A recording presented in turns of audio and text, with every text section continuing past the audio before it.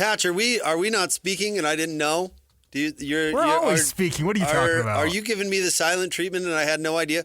Hatch just asked me to do something through David in the break, which was quite strange. David, will you tell Jake to... Once you explained it, though, it made more sense. There's also times that a certain somebody it's not going to stop him from making fun of you right now on the radio. Will ignore me, and I have to go through certain other people to get attention. I see. So it's kind of a habit kind of thing. A little bit. Nominate the youth sports volunteer you know for the Hercules Hero of the Week. Submit your nomination at kslsports.com/contest and listen every Thursday to JJ and Alex for the winner. Help us celebrate the efforts of those volunteers making an impact with the Hercules Hero of the Week, sponsored by Hercules First Federal Credit Union and Beehive Meals. I've told you, David, I hold the nomination for that over the heads of the coaches of my kids' soccer team. Nice. You know? Like, Sadie better play. If you have any hope. If you want to get that nomination, she better play a lot. You know what I mean? How are you? I'm good. How are you? Good. Good. The moms in your life have a good day yesterday? Yes, I believe they did. Excellent. Hatch, moms in your life did all right? Yeah, doing great. You? Oh, yeah, it went well. It did teeter there for a second. Oh. Uh-oh. Yeah. I really feel quite foolish about this. Did you ruin breakfast? No, but I did have, I tackled making potato salad, and I had to do that multiple times, but that's not what I'm talking about. Oh, okay. I overcooked the potatoes there at the beginning. Don't do that. Okay, it happened. My wife wanted a picnic. We invited my mom along and deciding where to go, and we thought, let's bounce up Mill Creek Canyon, you know? There's a bunch of picnic I'll bet spots. it was packed. Understatement. And especially with the weather yesterday. And here's where I really do feel foolish, because my dad and I were talking before as we're like planning, and we're like, I bet people are going to brunch and stuff. I bet it won't be crowded at all. Dude, I mean, everybody in the valley had the same idea. I think at least like 30% of the population was up Mill Creek Canyon. Yeah, Mill Creek Canyon is awesome. But a lot of places in nature that are awesome get loved to death. Yeah. And that's why Especially you now Mother's need a Day. reservation to go to Yosemite. And now you need a reservation to go to Arches and Zion. I'm and, actually, well, I'm pro the reservation thing. And actually, Mill Creek Canyon does do reservations. It just doesn't start until June. Yeah. So it was a bit of a free-for-all yesterday. But we like spontaneous, but spontaneous goes out the window with reservations. So. Yeah, but you don't... The stress of logging in somewhere and having to get in the first minute and be lucky to get a reservation, it's hard. Well, let me tell you this, though. I'll give you a ski example. And my family, for the first time this past year, bought the Icon Pass. Mm-hmm. I think, the Epic's the other one. Icon Pass, which includes the Cottonwood Canyons and Deer Valley. Mm-hmm. You get like 5 at Deer Valley or something like that. Deer Valley has reservations. So you have to reserve a spot to go to Deer Valley, which is a new thing. At least with the Icon Pass you do. So on those crazy little Cottonwood Canyon, big Cottonwood Canyon days where Canyons it's closed, just gonna snowplows, like avalanche silly. control, right, yeah. Or crowds. Yeah. Like, it's just one of those Saturdays where it just snowed and, it's just going to be absolute madness, lines around the block. Deer Valley does reservations. You get a reservation or, you can play it in your favor, my friend. As I know you do love spontaneity. That's part of your wonderful charm. I'm too lazy to plan. But That's man, the problem. reservation is nice. I'm too lazy to plan. Honestly, when demand is high, having the ability to reserve is nice. Yeah. Who's going to make a reservation for Giannis? And are they going to overpay? And is it going to turn out as poorly as the Damian Lillard trade did and as the Kevin Durant trade did? I mean, some of these trades get hyped up, and it's exciting. We love the NBA soap opera, and this will be a soap opera. Where's he going? How big is the price? How might it impact the Jazz? That's a lot. That's a lot. You jump in wherever you'd like. Take the low-hanging fruit and run with it. I think our listeners, though, are thinking all those things. Yeah, I don't doubt it. Well, Dame was significantly older, right? True. Giannis is 30. In basketball He's 30. terms. He has a mid-season birthday, so he'll be 31 for the playoffs next year. I think he obviously has at least 2, possibly as many as 5 years in his prime. So Right. I think you're pretty spot on. So, and he's got, 3 years left on his deal? 2 and an option for the third. Which is, option. He may well want to opt out and be paid big time for another 3 or 4 years, which puts us into a Jimmy Butler type scenario where he might not be worth the money at the end. And Pat Riley didn't want to give Butler that money for that last year or two when he figures he's going to be done. So I guess all these things factor into which trade happens. I guess what I'm getting at is, listen, you brought up some examples of big players that have moved, didn't work out, that have been a failure. Yep. I will bring up 2 which I thought were going to both be failures that didn't turn out to be. And that would be? So the first one I would say is Kawhi. Toronto, he told Toronto, he said, don't do it. I'm one and done. I'm not doing it. I'm not staying there, whatever. Yep. Don't do it. And they bet on the 1 year and it worked. And it worked. So against one all way, odds. Against all odds, it worked. Yeah. With the ball hopping on a rim 14 times against Philadelphia, with the Warriors having not 1 but 2 major injuries. But the Raptors didn't fall out of nowhere. They were an Eastern Conference Finals team, and they needed another gear. Right. And Kawhi was that gear. They get the title. I'm guessing Raptors fans wouldn't trade that even though we left. So that's one example of a success. I'll give you the second one, and then I'll explain how it works with Giannis. Paul George. Steve Cleveland's own protege, Paul George. Yep. Tells Indiana, says, I'm not gonna stay here, so you probably should move me. Did the Pacers a favor. Oklahoma City, Sam Presti said, we're interested. And he said, I don't know. I'm not that wild about Oklahoma City. I mean, basically told him not to do it because, again, he was an LA guy, right?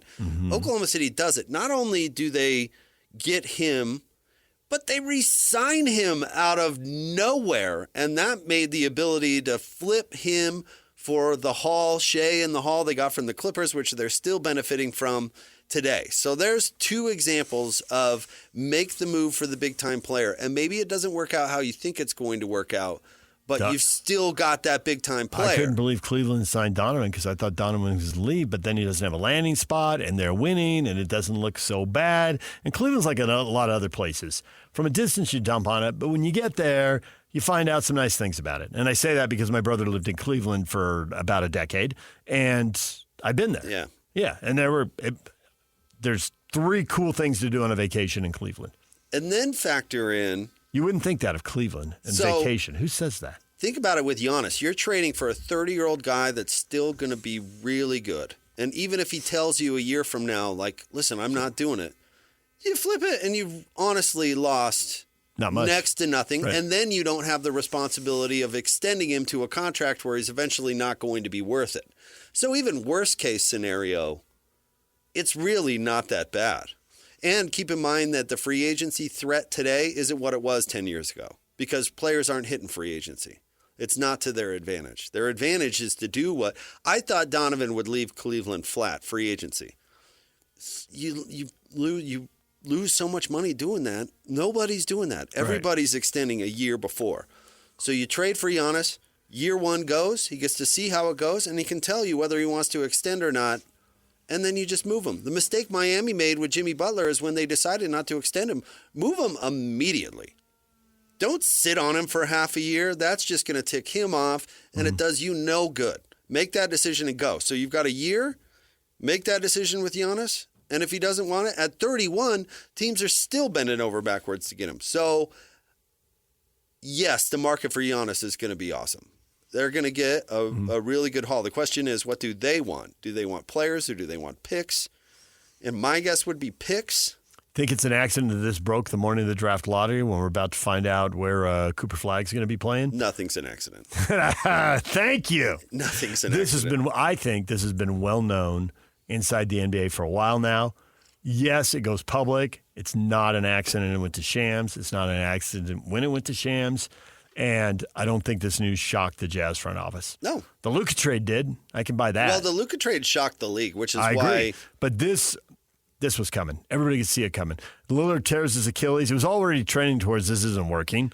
And then Lillard's Achilles. Now it absolutely can't work next year because Damian isn't going to be ready to play next year. The only, I actually defend Nico Harrison a little bit in Dallas. Just a little bit because I do think the guy's a bozo.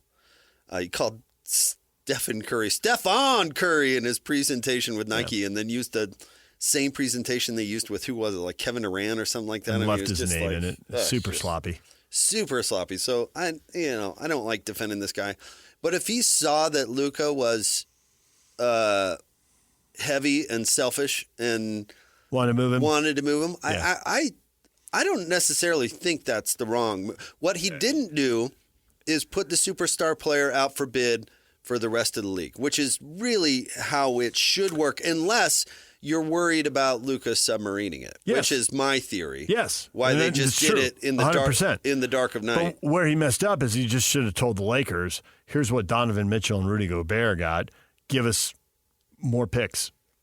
And if you don't have them, go acquire them and then call me back. Yeah, I don't disagree. I don't. Figure it out. But you don't get them for that little. You got to get more. Here's where Nico wasn't smart, in my opinion.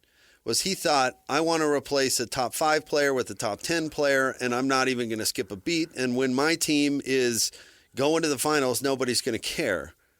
But Kyrie gets hurt, and then Anthony you traded Davis. a younger player for an older player. I think that's a red flag. That's what he Nico traded for an injured guy. That's a red flag. That's an oft-injured guy. That's what Nico thought. But the other thing that they were worried about is the Lakers were worried about clutch. Because Anthony Davis is clutch. Did you see the quote from Rich Paul, who said, he said, I know 99% of what's going to happen, and I'm paraphrasing, of what's going to happen in this league. I didn't know about that. Mm-hmm. And he represents one of the guys involved with the trade. And then LeBron, it's like the first time in LeBron's speaking career that I've actually believed him, where he goes, I had no idea. I believe that because they didn't want Clutch involved either. They wanted to just make the move clean. Clutch would have put the brakes on it from the Lakers' standpoint because they don't want Anthony Davis in Dallas. And Dallas didn't want Luka to submarine it because he wanted his Supermax extension, which no doubt he did. They needed to get more. None of that stuff is now relevant with Milwaukee. So this is going to be a much more expensive superstar. If you were Giannis, would you try to stay in the East? Or does he have enough say to make that happen? I wouldn't care, honestly. I'd be choosy situation. about a situation. Yeah. I'd be choosy about a coach in a front office. Players come and go, but find me a front office that does it the right way and find me a coach. Like, honestly, if I were Giannis, I'd love to go to Oklahoma City. I don't know if it's the right thing. I heard you talking about that earlier today. I'm surprised the odds weren't better on that. Yeah. And I don't think Oklahoma City knows until they see how this playoff plays out. I mean, if they win the championship, keep the band together, and go. Can you imagine Shea drawing so much attention that Giannis actually has to go up against single coverage for once? That would be awesome. I can only think of 2 teams that have won a title and immediately made a big move. So it could be done. They could do it. Dallas did it. They won the title in Nowitzki, and they tore that thing down, and we'll attract someone as a free agent, and that didn't happen. How many, though? In Houston, you got to way back, but Houston traded for Drexler the year after they won the title. Usually. And repeated. That worked. If you are a title contender or title winner or whatever, you have spent it all. Your resources this is, under the new CBA, the rules are different now. Yeah. So you can't compare the last 40 years to now. Maybe you can compare the last 4 years to now, but not the last 40. Oklahoma City, the best team in the league, is also the team with the biggest war chest of resources. Like, I don't think that's ever happened. This is really weird. I don't think that's ever happened. I mean, the only reason that the Warriors were able to land Kevin Durant is because the TV money all hit over 2 years, and all of a sudden the cap situation was changed that the dramatically. Warriors could sign a max player. The Thunder could legit have the cap space and the picks to acquire what's Giannis, the second best player in the league, third? The only thing that comes close is the Lakers had Kareem and got the number 1 picks in 80 and 82. Okay. And cashed in on both of them. That would be, to me, the closest thing, and that's how they get the dynasty that PK talks about that irritates you. Right. Because they drafted Magic and Worthy with those picks. So, I mean, in theory, Oklahoma City, too, could also use all those picks and use those as rookie contracts to have good players on the team with their max guys. And they could say, why use multiple resources, multiple assets to get one guy who's 30, who's going to be done in 5 years or less, when we could draft, hit, and keep always have somebody who's good who's on their rookie deal. The problem is, Are they going to hit on all those picks? depending on what they have to give up for Giannis, of course, but let's in theory say it's like all picks. That team may moonwalk to a championship if it worked, and that comes down to the coach and how do you do it. But if you just plugged, and do you stay if you healthy? brought Hartenstein off the bench and just plugged Giannis onto that squad, they may never lose again. I mean, they still could do better at point guard than somebody like, I don't know, who are they doing? Who are they running out there now? Caruso, and they could do better there. But are you kidding? Again, comes back to the only way you can beat Giannis is build the wall. Remember that whole thing? Which is basically guard him with 3 players. You got to have 3 people, right? So he's going to get a charge wherever he goes. So if Chet and Shea can give Giannis the space where he's just going up against one player, he'll score every time down the floor. He doesn't have to shoot pressure free throws at the end of the game. Any of that stuff. Clearly doesn't want to do that. I mean, when he won his title, Middleton was taking mid-range jumpers at the end of games. But it worked. They won the title. maybe he'll end up with Bradley Beal in Phoenix. Yeah. I see that. I just can't believe that. I see some teams on the list. I'm like, that's not happening. The Suns are on the list. I don't think that's happening. What do the Lakers have to give up? That's not happening. Honestly, I don't know what the Warriors give up. Maybe someone can get a third team involved, and somehow that works. Which I think if the Jazz get involved, that's where it is. Yeah, I don't see for a team that wants to open a championship window and keep it open, why at this point you would go get a guy who's 30 years old. Yeah, I agree. I don't think he lands with the Jazz either way. Right. I mean, the Jazz would actually, if they made that move, would want him desperately to extend, and that might matter. Well, I don't know, but Danny Ainge does aggressive stuff. I mean, would you really put it by Danny to No, I wouldn't put anything past him. trade for him? Then, That's why I said I wouldn't think this would happen, but I'm not going to guarantee anything. trade for him, then not play him, then trade him next year. Yeah, I don't know. He's playing. What are they? What's the cliche now? I think Jazz 3D fans chess, hope 4D chess. He's playing 4D chess, or he's playing chess while everyone else is playing checkers. Those are your go-tos. So yeah, don't put it past anybody. But I don't know. The Jazz, with their resources though, can be the bank. I mean, they can really be. Maybe they can make a 3-team deal happen. How teams move. But what do they get back, and who is that? And they've already done business with the Lakers before. There's been a lot of talk about the Warriors. How would that work out? What about the Suns? So, I just don't think those teams have enough. In a 3-team deal, everybody still has to get something. I just don't know what are those teams giving up that other people want. So, and what happens tonight? Because with the Jazz, it could change their window or perspective or all those things, right? Ben. It's going to change somebody's window. It's going to change everybody's perspective. Ben brings up the example all the time and it's a really good one, of the Celtics who tanked all year to get Kevin Durant. Then the ping pong balls didn't go their way, and so Danny Ainge was like, okay, I'll trade for Kevin Garnett and Ray Allen, and away they go. Title town. And that's why when this first started, I thought this would be a quick rebuild, what big trade he's going to make. They haven't made any trades. They've said they were close on some things they wanted. I think Luka Doncic was, if he wasn't at the top of their wish list, I think he was near it. I think he was on it for sure. I'm so glad that didn't happen. Then it didn't. Hey, maybe they got saved from themselves, right? You never know if it had. I mean, when the talks get there, what do they want? And maybe it breaks down. But no, I literally heard him mentioned by name from somebody who I think knows. I know. I'm just speaking for me personally. I think they thought Luka would get sick of Dallas. Yeah. But instead, Dallas got sick of Luka, and Dallas made the move quietly. And actually, everything I thought, I feel like was confirmed because Jay-Z went on a TV broadcast, and when he was talking about it, used the phrase, a gift. Yeah. So he thinks Luka is really good, and he thinks the Lakers paid too little. I just don't like watching Luka play, so I'm just glad. Everybody's complaining about when the NBA looks like, and yet ratings are up for the playoff series. No. It has nothing to do. You know me. I don't like ball-dominant guards. I don't like guards that sit there and dribble the whole game. It drives me crazy. But there's no reason to take the ball out of the hands of a guy who always has an advantage in the matchup. Yes, there is, because a ball-dominant guard really has never won the title. Okay, so be a ball-dominant guard, but be willing to share. So, like, Michael Jordan didn't let the air out of the ball for the whole 24 seconds. That's true. That wasn't his game. It wasn't Kobe Bryant's game. So you don't like. So it's not being ball-dominant. It's his pace of play is too slow. Pace of play, which I totally agree. No, if you, I don't like the slow pace of play either. If you have the ball dribbling for 80% of every possession, I don't care what your matchup is. That's not championship basketball. in my opinion. Like James Harden never won the title. Go look on Google or whatever, Twitter, of Kobe talking about how James Harden plays. And he said, I don't think that's ever going to win a championship. And it didn't.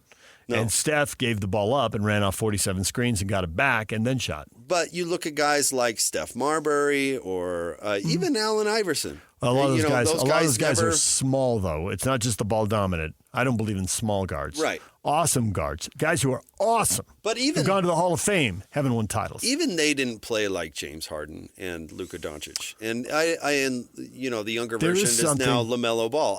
I don't think that wins. You know what I mean? So I'm glad that I don't get to watch it. DJ Have PK. to watch it. It's 97.5 The Zone. Everything you missed in this show. Next, Jake sitting in for PK. Stay with us.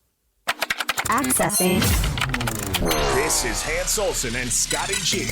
The head coach of the BYU Cougars, Kevin Young. Coach, I got to know, with what you've put together, how excited are you to get this 25-26 season rolling? Yeah, obviously, AJ gets a lot of those headlines, but then you tack on the return of Richie Saunders coming back, and then you bring Rob Wright in, who's obviously a heck of a ball player. I think we have a nice blend of continuity from last year's team and blending in a lot of high-end talent, which on paper looks good. It's going to take a lot of work for those guys to come together. But, in terms of excitement, extremely excited. Especially, I'm operating more from a level of confidence, having a little bit more familiarity with what we're walking into, whereas last go-around, I had no idea what to expect. So that's given me a lot of confidence here in this offseason. Catch Hans and Scotty weekdays from noon to 3 on 97.5, the KSL Sports Zone. 9 a.m. Slacker Radio headlines brought to you by Trajan Wealth. Call Trajan Wealth today, your local trusted financial fiduciary, 801-899-7600, or visit their website at TrajanWealth.com. DJ, PK, Jake Scott sitting in for PK here till the top of the hour, and then Jake and Bet will take over. And we're going to be back together at 3. We are, yes, at 3 o'clock, because today is the draft lottery. It is finally here. It's May 12th. We've waited forever.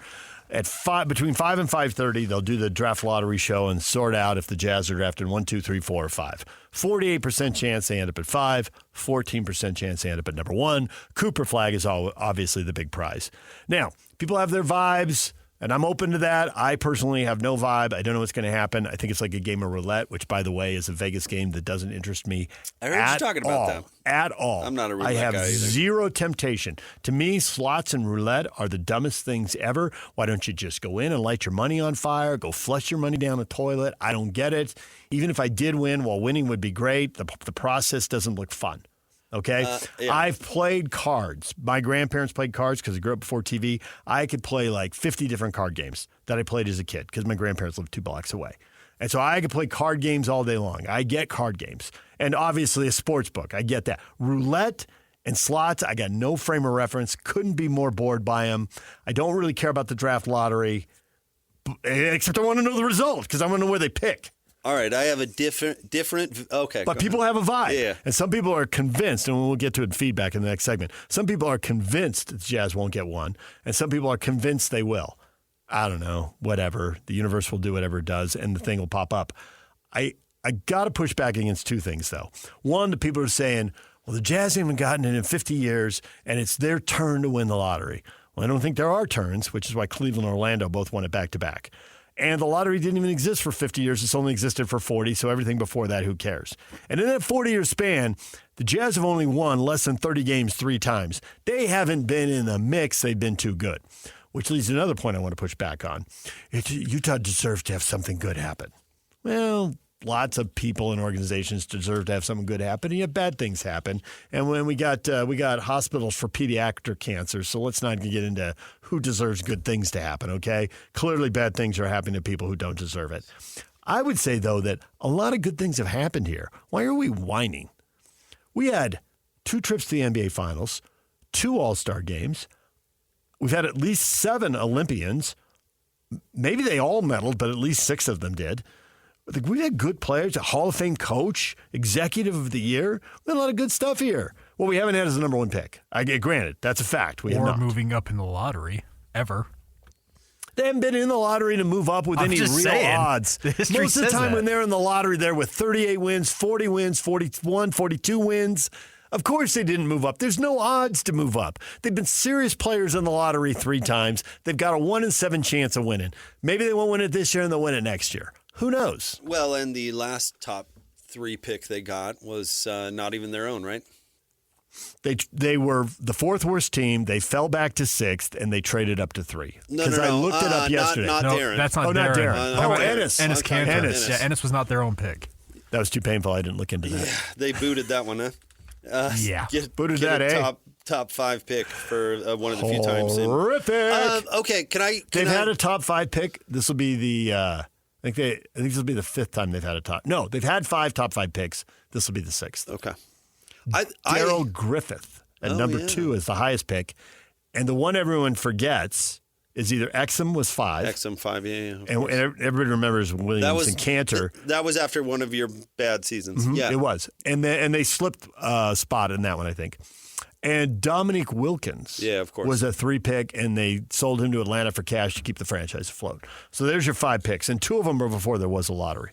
Okay. With Griffith and Wilkins. So I like your Vegas comparison for obvious reasons, but I think you're picking the wrong game. And that would be what? Which you want to go Pai Gow, which I really don't know anything I about. do love Pai Gow. No. I don't know what that is. No, I'll tell you about It is that a card game though? Yes, it is. So I don't know every card game. I don't understand Bridge. I never played that. Oh, I'm a and fan. I don't understand Pai Gow. I have never played that. I'm a I don't fan know of what that too. is. Pai Gow you can play forever and not lose a ton of money. Oh, really? If you're like every time I walk past, this is weird. But and I don't go to Vegas very often, but a few times for work. But when I walk past the Pai Gow table, there's never been anyone at it. Yeah, because few people know how to play. If you know how to play poker, you can play Pai So Gow. why do they have square footage they're not making any money off of? I digress. Yeah. Go ahead. What was your point? So I'll tell you a story about my mom and my grandmother before that. Going to a buffet in Vegas. I better settle in. No. This is pretty short. All right. We play every time we go eat in Nevada, whether it's Mesquite or Wendover or Vegas. Mm-hmm. Go to a buffet, a restaurant, usually, if you're in a casino or whatever. My grandmother and my mom play Keno every time. You know what Keno is? Keno's where there's like a screen up in the corner of the room, and there's squares on it, and there's like numbers. It's like some version of bingo or something. So you pick 6 numbers, 10 numbers, 12 numbers. It all affects your odds and how much you can win. It's like a cross between bingo and a lottery. And then kind of. And if 4 of your numbers come up, you win this amount. If all of your numbers come up, you win this amount, right? But it's like slots in that you don't know how randomly generated it is or isn't. Right. Yeah, I don't like that. You know what? I feel like I can get taken. I'll tell you, because the house knows if anyone picked the number, 11, and if they didn't, then they just make the number 11 come up, and now they don't have to pay. Now ask yourself, David, if 12-year-old me cared about any of that. Probably not. No, it was lights and numbers. Ooh, it was a fun way to kill time before your food came, baked potato arrived or whatever. You know what I mean? Okay. And so I'll tell you this: years of my youth with my mother and my grandmother. This is like several meals a year. I don't think we won ever. Like ever. I mean, and they kept I playing. don't think. But so then, this just reinforces everything I thought about this but stupid then game. you bump into other people who was like, my grandma won $100,000 at Keno, and it just seems it's like the most unlikely. It's 14% would be generous to win at Keno. You know what I mean? Okay. So, but ask yourself if the Utah Jazz are like me and my family, or if the Utah Jazz are like that random whose grandma won $100,000. They're like me and my family. They're never going to win? They get the shaft all the time, and you look over and you're like, eventually it's going to be my turn. Okay, but I just ran through all these things. Why do they get the shaft all the time? All these good things have happened. We've had a lot of good basketball here. We've not had championship basketball. I completely concede that. I'm talking about specific lottery. I'm talking about like people expecting good luck for the Utah Jazz. Okay, people expecting to win at Keno. My life has turned out great. But not because of Keno. Because of Keno. Now that brings me to my point. Yeah. If I argue with the Tank Note fans all the time that if you are planning your franchise around a 14% chance at one specific player, then you're doing it wrong. Agreed. But I think while they would certainly welcome, embrace that, and they've done everything they can to get to that, to give themselves the best chance at Cooper Flag, I do think off what they've said and off what makes sense, because sometimes people say whatever they have to say, but off what makes sense, yes, they want the best shot at Cooper Flagg, but they also know there's good players who are going to be available through 2 through 5. And if they draft 9th, if they draft 8, 9, 10, where they've been the last couple of years, they're not getting those players. So they're not getting Harper or Edgecombe or Bailey or whoever else you want to put up there. But there's no guarantee that any of those guys are any good. And the best player in the league right now was picked in the second round. So my point is, hey, listen, I wouldn't even play a little Keno. I never bet on Keno as my only path forward in life. Right. Well, I don't think they've bet this on as their only path forward. I don't think they have either, but people get so focused on what's in front of them. Listen, when it comes up to the Jazz are picking 5th tonight, what is that guy who was crying about one win in January going to think? Like, did that really turn out to matter? Did that turn out to make any sort of difference at all? That was my point. The Jazz need to be... Until we get 5-10 years down the line and you see how good player number 5 is. You know, I mean, they're drafting Enes Kanter at 3. It's great to have the 3rd pick, but was that the Kawhi draft or was that the they passed on Kawhi for somebody else, for Trey Burke. Yep. But they passed on they lost out on who was it? Well, they missed on Paul George for like Alec Burks, right? Or something along those lines. Klay Thompson. It was Klay Thompson. Thank you. Was that for Alec Burks? No, Klay Thompson, they could have had at number 3. He was on the board. And he went like 9 or 10, right? Right, and then they had another pick at like 11, and he went at 10, or they were at 10, and he went at 9. He went the pick before. Yep. But they could have had him at 3.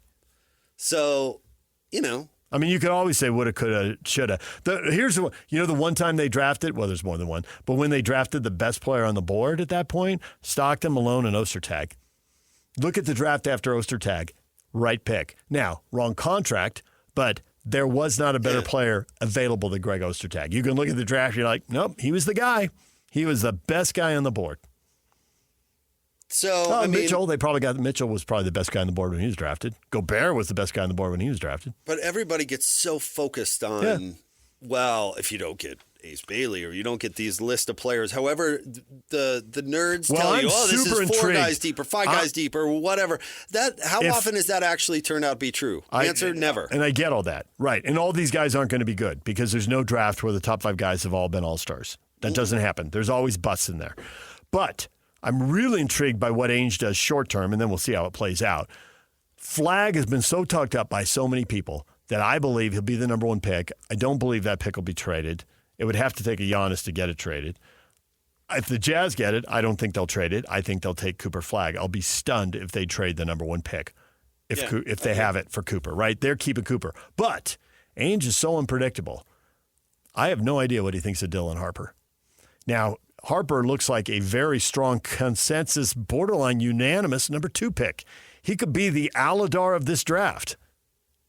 Aladar? Horse racing, affirmed won the Triple Crown. Okay. Aladar was second in all 3 races. The only time that's happened that I know of. And maybe Harper is that, and maybe he'll be that good, right? Yeah. Maybe he's that good. He's got unbelievable athletic ability. If he has his dad's intangibles, which so far I think most people are leaning towards yes, but you can't really know until you get him in those moments. I mean, his dad's intangibles were off the charts fantastic. I was a total believer in Ron Harper. He's limited. He couldn't shoot as well, blah, blah, blah. As he got older, he lost the athletic ability. But, man, Phil Jackson never complained about that guy. When he had a second chance to get him, he went and got him ASAP in Los Angeles. Yeah, because he did the right thing in the right moment. That high basketball IQ, intangibles. And Harper's got athletic gifts, and I don't think his dad had them. Now, I didn't watch his dad at that age, so it's a little hard, apples to oranges comparison. Bananas to kumquats, as PK would say. But what will Ainge do with the 2 pick? Will he trade it? Will he trade 3? Will he trade down because he likes his guy and he thinks he can get his guy at 4 or 5? I'm super intrigued. Pick up another asset along the way. Will he do what he did in Boston when he got Tatum and he traded from 1 to 3? Hey, you can have Markelle Fultz because I don't believe in Fultz. Well, correctly, as it turned out. That might have been the greatest trade in NBA history, honestly. Right. I'll tell you that what is the, specifically relevant tonight, what is the best move Kevin O'Connor ever made? My opinion, obviously. But trading up to get D-Will. Trading up to get D-Will. Yeah. He traded nothing to the Blazers. 3 picks, 3 number 1 picks.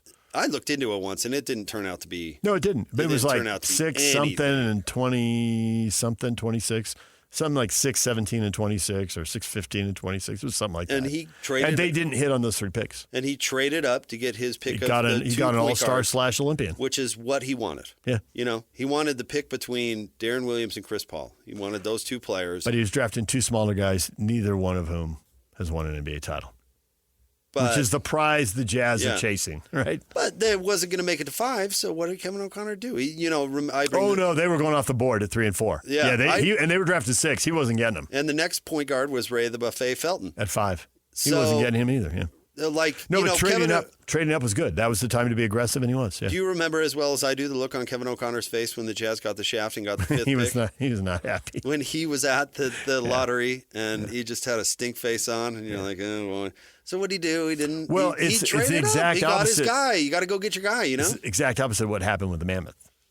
Right. Like, they have a list. Now, he's not going to come out and say it, Bill Armstrong, the GM. But he knows who's in the group at 14. He may not know the specific player, but he knows the group. And he knows in the group at 4, even if he doesn't know the specific player. And there's a massive difference between those 2 groups, and he knows it. Yeah. And he won't say it publicly, but he knows it. And I know it, and I know he knows it. And he is, on his face, told you everything that everybody needed to know. He can't tell me anything that wasn't on his face. His face was like, jackpot, the difference between 14 and 4 is enormous. We are getting a much better prospect. And it's different than the NBA. They're more finished. They're less finished in hockey. So there's still risks. One player means less in hockey. That too, also, yes. But like the player prospect pool, like anybody who made that move would be thrilled. Mm-hmm. Oh, yeah. Thrilled. And it was on his face. He was thrilled. It was as far up. He's not as going they to could disparage anybody by saying this guy, that guy, or that guy at 14. But he was. But now he has to get it right. He does. He knows that. Yeah, now they you all have know to that. get. Yeah, they all do. But now you have to get it right. It's a Harrison Ford line. That's what the money's for. There's a lot of pressure to get it right. That's what the money's for. You're getting paid a lot of money. Well, get it right. What was Kevin O'Connor's probably worst move? Drafting Giannis Cantor. Yeah. Number 3, high stakes. High stakes. High stakes. Totally. Get it right or get it wrong. He didn't even finish his first contract with the Jazz? No, he did not finish. He did not get a second contract with the Jazz. Yeah, his agent. He got drafted, but where Connor, when you make a mistake, where Kevin O'Connor makes up for his mistake is, or actually he didn't. It was Dennis who made up for it. It was Dennis. But Kevin brought in Dennis and handpicked Dennis as a successor, so he can still take him he was on board. The timing on that was right, and then they were not always on board about draft picks. And then Max, everybody disagrees, and they disagreed, and everybody did. If you and I were in there, we'd end up disagreeing. Oh, sure, but whose opinion? Kevin's mattered at the point they may have disagreed when Dennis was in charge, but I know they disagreed when Kevin was in charge. They may well have disagreed because Kevin stayed on and scouted and advised. But But who won when Kevin argued with Jerry? Kevin told me that Jerry did. Now, maybe that was self-serving. But Kevin deferred in a couple situations. Kevin deferred to Larry Miller, too. I think if Kevin O'Connor had his choice, he would have traded Stockton and Malone at the end of the 2000 season when they lost to the Blazers for the second year in a row. Yeah. But they both were signed for 01, and they both signed deals through 03. Like Stockton signed for 2 years and $22 million. Carl actually was on a different, I think he was in a 4-year deal. I can't remember exactly. But they brought Stockton back for 2 years when it was clear it was over. And they did it because Larry wanted to.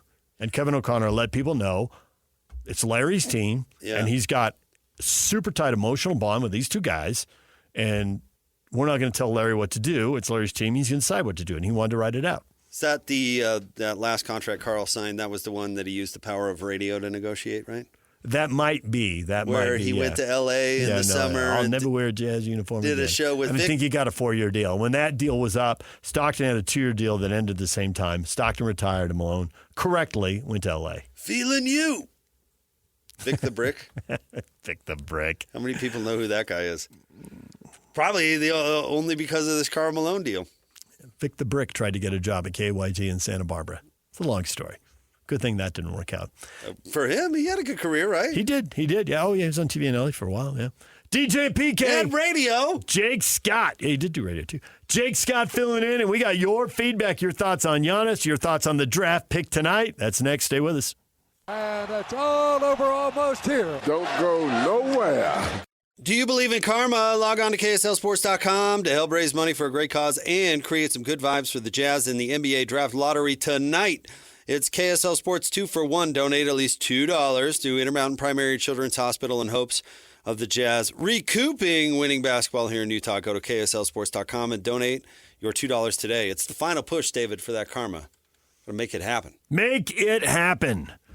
Two-time NBA MVP Giannis Antetokounmpo has not made any firm decisions, but for the first time in his career, he is open-minded about whether his best fit is remaining in Milwaukee or playing elsewhere, league sources told ESPN. Now, if you speak NBA, that means I don't want to dump on Bucks fans, but everybody knows this is over. It's time to move me.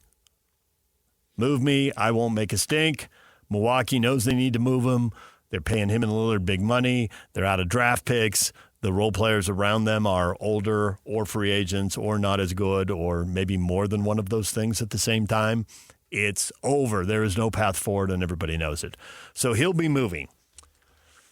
What might this mean for your Utah Jazz? Scott, nothing. Leroy, nothing. Brandon, absolutely nothing. Cammie, it means nothing. Just stop! 2 exclamation points. Landon goes the other way. If Utah can get the number 1 pick, a.k.a. Cooper Flagg, we could be the destination of several top free agents. That would surprise me. I don't think the league's about free agency anymore. No, but I think that they could be trading, either big game hunting. I might even be open to, as I put it, medium game hunting, depending on what you have to give up. And I do think with Giannis, there might be some teams that are out there saying, we'll put together a deal, but it'll require a third team. At which point, Danny Ainge will put his fingers together. What can we get? Giannis just doesn't really fit here. I just don't see the timeline on the 30-year-old guy. I'm not convinced I see the Markkanen timeline. I think right now, not knowing what's happening with Cooper Flagg, I think right now it's more likely that Markkanen is moved than he stays. I can't prove that, but I just think that's what makes sense. Yeah, because I don't think he enjoyed last year necessarily. I think he hasn't. I don't think he's enjoyed the tanking process for a while. No, I don't think people. And I think that other people in the media have more stories about that than me. I think when that frustration boiled over, I did not happen to be present. Well, he puts a very nice public face on it, but privately, I don't think he likes losing his prime, and that's what he's given away. No, and but he knows it. He had to get the contract first, though. He did have to get the contract. I don't know if people weren't you going into like the contract and then 1 year and then a move? Yeah. I mean, we're at the move. Or something like that. Yeah, we're at the move. We're at the spot. If that happens this summer. You don't care what team you play for. But Cooper Flagg can play right away in the NBA, and if they can get somebody else, then it's on. And I think they play to win, and they convey the Oklahoma City pick, and they don't care because it's going to be pick 20 anyway. So what? I won't be that fast. If they don't get Cooper, if they don't make a move, then you're building for the future. If you get Edgecombe or Bailey or Harper or whoever, you're building for the future. And I just don't think your 27 to 28-year-old guys make sense. I think moving John Collins and moving Markkanen makes more sense. No, it makes it, yeah. It does not make sense to give pick 9 or 10 to Oklahoma City. Be bad. Top 8, good draft, get a good player, which means have a bad year, which means either Markkanen sits again, which makes no sense to me, and Collins sits again, which makes no sense to me. They're good players in their prime. Are they very good or great players? Separate discussion, but they're good players in their prime. But don't overvalue them the way they did Jordan Clarkson. The more time that goes off John Collins' salary, the more valuable he gets. Yeah. To a degree, you're right. He's coming off a great year. I think his value is now. He shot the ball very well last year. I don't disagree. And that's what they give you points for. And that's the skill everybody wants. And the value for Markkanen is high. Yeah, I think if they could have gotten a lot for Collins at the trade deadline, they would have. They must just not have gotten. I think the cap goes up and it becomes more possible to make more deals. Everybody gets a little more breathing room. Yeah. And also you let teams get more frustrated and realize, well, that's not working. Phoenix is now frustrated. That's not working. Oh, well, Phoenix is Houston needs some veterans. Maybe there's a move to be made there. Yeah. If Houston doesn't make the Giannis move. All right, DJ, PK, Jake sitting in. Thank you, Jake. No problem. No, thank you, David. PK will be back tomorrow morning. Ben's here right now. Jake and Ben are next right here on The Zone.